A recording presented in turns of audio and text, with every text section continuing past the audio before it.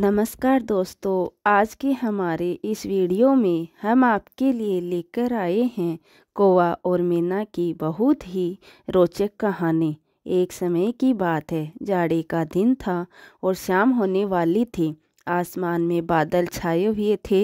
एक नीम के पेड़ के ऊपर बहुत से कौवे बैठे थे। वो सब बार बार कौवे काँव काँव कर रहे थे और एक दूसरे से झगड़ा भी कर रहे थे। इस समय एक मैना वहाँ आई और उसी पेड़ की डाल पर बैठ गई। मैना को देखते ही कई कौवे उस पर टूट पड़े। बेचारी मैना ने कहा, बादल बहुत हैं, इसलिए आज अंधेरा हो गया है। मैं अपना घोंसला भी भूल गई हूँ, इसलिए आज रात मुझे यहाँ बैठने दो।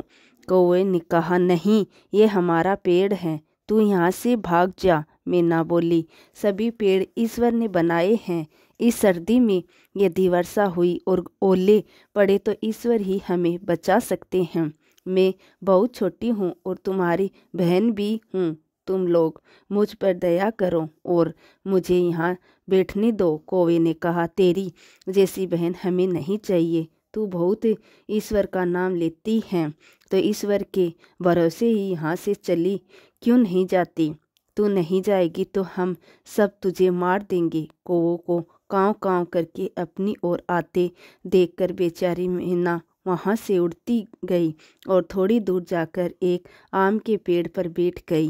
रात को आंधी आई, बादल गरजे और बड़े बड़े ओले बरसने लगे।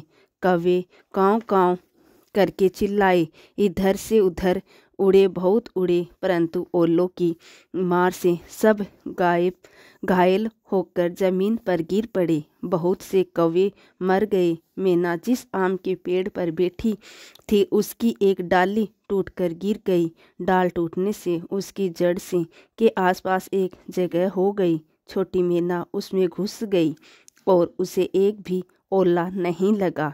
सवेरा हुआ, थोड़ी देर बाद चमकीली धूप निकली। मैना उसमें से बाहर निकली और पंख फैलाकर चहकने लगी। उसने भगवान को प्रणाम किया। ओलों से घायल पड़े कौवे ने मैना को उड़ते देखकर कहा, मैना बहन, तुम कहाँ रही थी?